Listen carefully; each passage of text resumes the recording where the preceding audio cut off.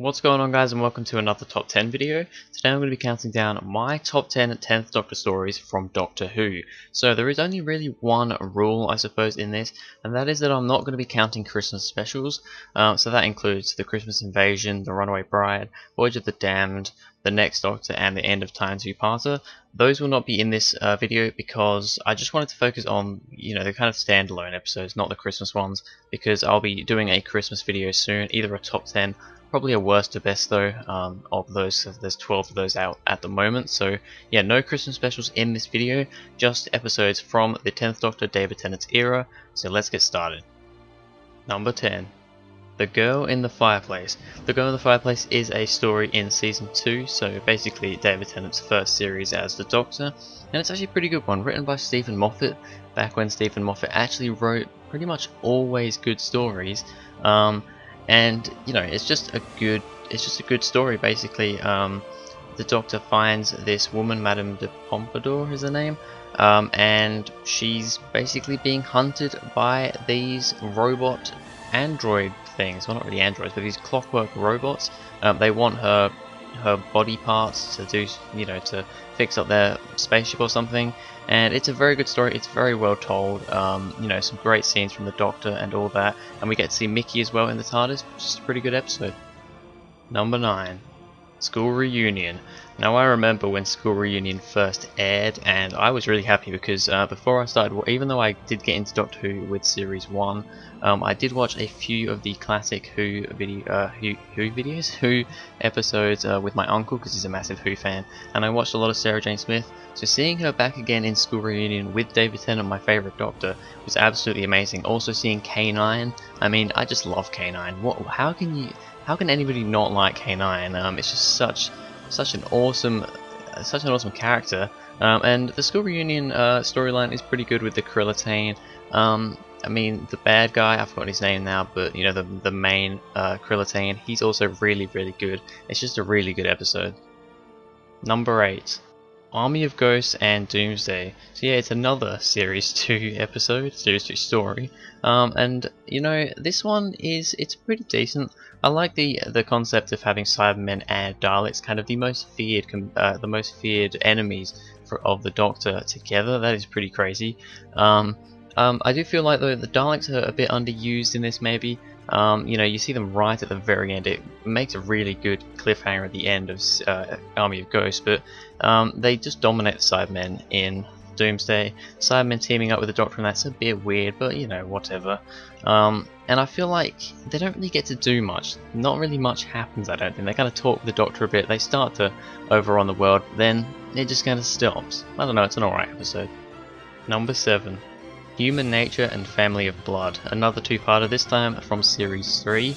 Yeah, this one was originally behind. This one was originally in 8th place. Well, I decided to move it up to 7th place because there is a lot of good stuff about this episode. The fact that the Doctor basically makes himself human is pretty crazy, just to get away from these aliens. I think, although you don't really have the Doctor, you don't have the Doctor in this episode so much, I still think John Smith is a very good character, and I mean I absolutely love it when he's in the spaceship at the end, and he's flicking all the buttons and he basically changes into the Doctor. I absolutely love that scene, one of my favourite scenes of David Tennant's. Number 6. Utopia, The Sound of Drums, and Last of the Time Lords. So yeah, this is the only three-parter we get in the David Tennant era, and the only three-parter we've really had. I think we've had one other one in Series 10, but yeah, a lot of people count Utopia as its own separate thing, but if you really look at it, it is part of the same thing. It is a three-parter, so I am counting it all as one. This is basically the reintroduction of the Master. We haven't seen him since the TV movie with Paul McGann, and I think it's really good. He's a little bit too wacky in my opinion. I think his performance in End of Time was maybe a little bit better, but I liked the concept of this story better than End of Time, and all round it makes, John Simm's Master is the goofy Master. That's just kind of what he is. Number 5. The Waters of Mars. So this is the second to last episode of the 10th Doctor's era in the 2009 specials. And it is a really good one. Definitely the best of the specials, I'll say that right now. Basically the Doctor goes to Mars and he finds this exposition of kind of scientists that are doing some stuff on Mars. And these water creatures, which I think are called the Flood. I'm not 100% sure about that, but something like that. They kind of appear from nowhere, they start killing people, and it's just a really good story, really. I'm not going to spoil it, but really good story. The Doctor has some awesome moments, some great speeches in there, and we also get to see, you know, the 10th Doctor believing that he owns time now, because he's the last of the Time Lords. It's just a really good episode. Number 4. Blink. Now I'm sure most people would have expected Blink to be on this list. It is most people's, you know, favourite episode really, and a lot of people say that Blink is the episode if you want to get into Doctor Who, watch Blink.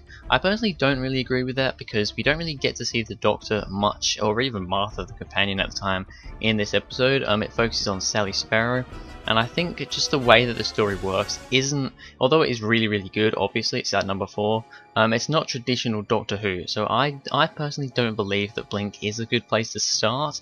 However, it is a really good episode. I think it is probably the episode that I've watched the most, and you know, even though the Doctor's hardly in this episode, it still works really well. Number 3. Silence in the Library and Forest of the Dead. Now this is another Stephen Moffat story, much like Blink and also The Girl in the Fireplace. This is Series 4's Stephen Moffat story, and it is a really good one. We get to see the introduction of River Song, who would later in the 11th Doctor's era come to be one of the more used companions and would play a massive role in the 11th Doctor's era as a whole, but we get to see her for the first time in this story, and it's really good. The dynamic between David and Alex Kingston is really good. I just love how she knows who he is, but he doesn't know who she is. It just works really well, and the story, the Vashnarada are a pretty cool villain, something very different. It's just all round a very good episode. Number 2. The Stolen Earth and Journey's End. Now, I think this may be a little bit controversial, maybe to some people. I've heard a few people, I've seen a lot of people's, you know, other 10th Doctor top 10 lists, and Stolen Earth hasn't really been on here. A lot of people aren't the biggest fan of it. I think it's pretty good personally. It's the first time I ever got to see Davros. Maybe not actually. I think I had seen Genesis of the Daleks before, but you know, seeing Davros in New Who was really cool. I love the Supreme Dalek. Such a cool Dalek. My favourite Dalek by far to this day. You know, it's a really good. I think it's a really good thing, and having all the companions at the end. You know, flying the TARDIS and dropping them off. I think it's just a really good scene. Yeah, I mean, I personally really love it. Number 1. The Impossible Planet and the Satan Pit. Oh my god, I cannot tell you how much I love this story. I think it's a bit of an underrated story, to be honest. I mean, when I've watched other people's lists, a lot of them have had it on their list, but this one beats the Stolen Earth by quite a lot, and I love the Stolen Earth. But I don't know what it is about the Impossible Planet and the Satan Pit, but I just absolutely love this. The Ood are just really cool, how they're not villains. One minute they're really, you know, caring servant race. The next minute they're crazy, you know, crazy monsters. And you know, the Beast, although a bit of a cheesy sort of villain, I really like it, and I don't know what it is. I just absolutely love this story. Alright, so there we have it. Those are my top 10 favourite 10th Doctor stories from Doctor Who. It was very hard making this list because, you know, if you don't know, the 10th Doctor is my favourite Doctor, and I love a lot of his episodes. I mean, there were plenty of others that just missed out on the list. For instance, you know, the Sontaran two-parter in Series 4. What else? I guess we've got the other two, the Age of Steel. You know, the two-parter Cyberman story from Series 2. That's also a really good one.